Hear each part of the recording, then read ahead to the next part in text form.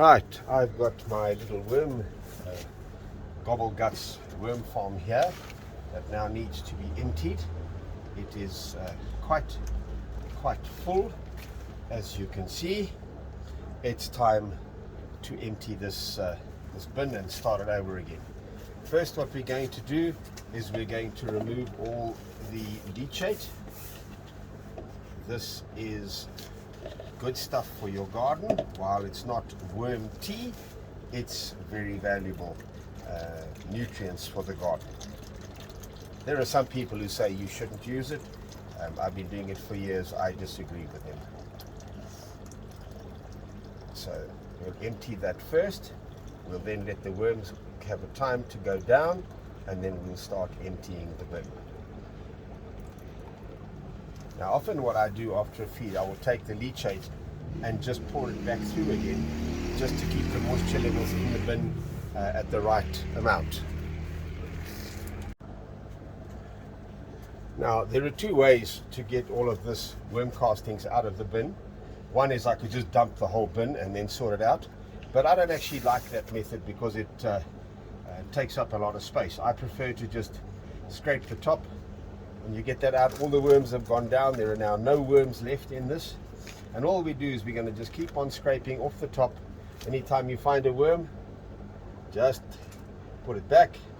They will just go down and go down, and in the processing, once I've cleaned this, then we will make sure that any stray worms left in the material are not there anymore.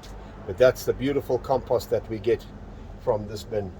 And I feed this bin exactly the same as I feed my others, but it's an ideal size bin for a starter worm bin. It was started off with about 400 worms and has processed all of this. It comes to you with 2 liters of feed in it, of worm bedding and feed, and the rest of this is processed vegetable matter. We'll be back. Just let that soak down a bit.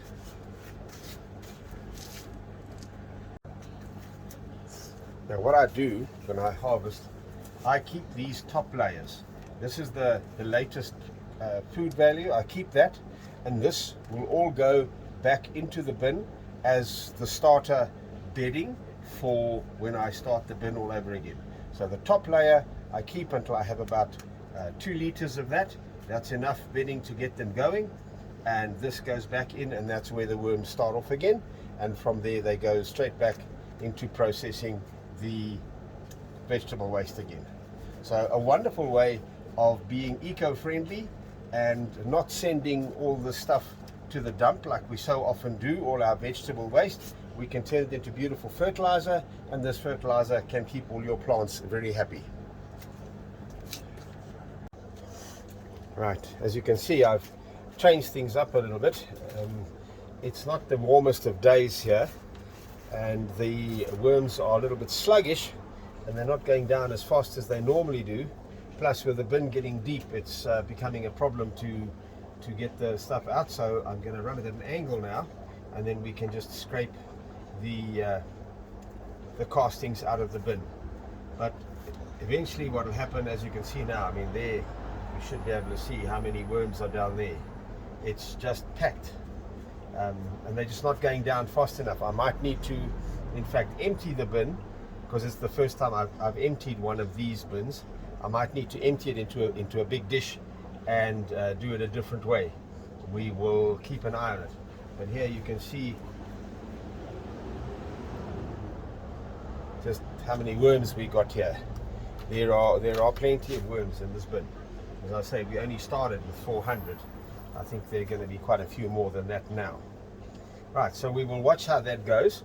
I need them to go down, and then we scratch off. Otherwise, I'm going to just change the whole system and tip it all out into a big bowl and do it that way. But this is a learning exercise, so we can learn together. Okay, so the trying to scrape the worms or get the worms out of the bucket like that turned out to be just too much. There are just too many worms down at the bottom now. So I'm going to tip them all into this big bin, and then we will harvest them differently.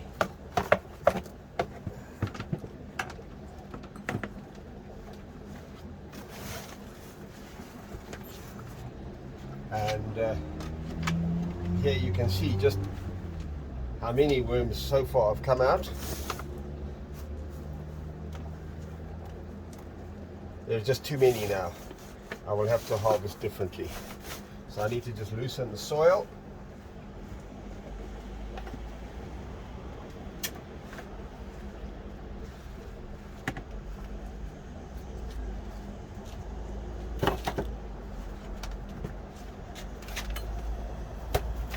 There we go.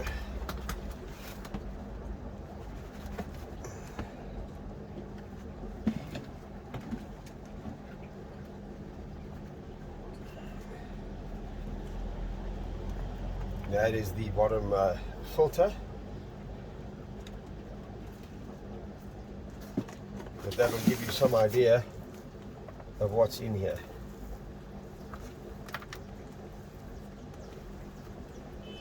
So now I will pile this up and then we'll harvest again. But it should be easier now. It was a bit difficult to take it out of the bucket like that. Harvesting a big bin is easy.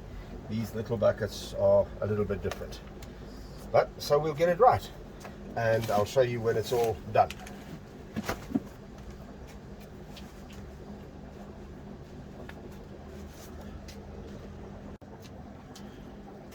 So now that we've got this heaped up like this, now it's just a matter of scraping the soil, the castings off the front and the top, and the worms will just keep going deeper and deeper and deeper, and we will slowly get them out, and eventually we will have just a mass of worms left. This is a much easier way of doing it, and I will do it that way next time right from the start. So we just scrape until we find the worms, and then we leave it for a bit. They will go down and we start all over again. And we use the fact that worms are very light averse. They don't want light, and as soon as there's light they dive down into the medium to get away from the light, and we use that to our advantage.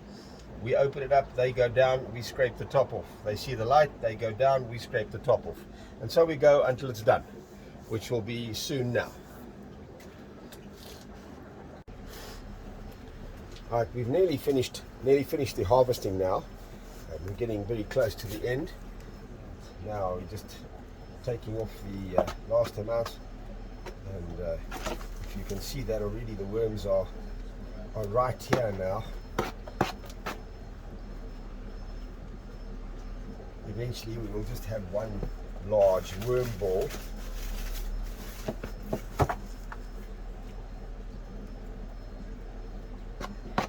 But we just keep scraping the top compost off.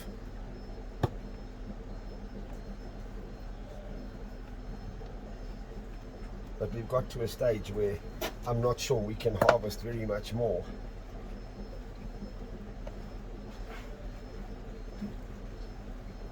Because we're already at that stage with the worms.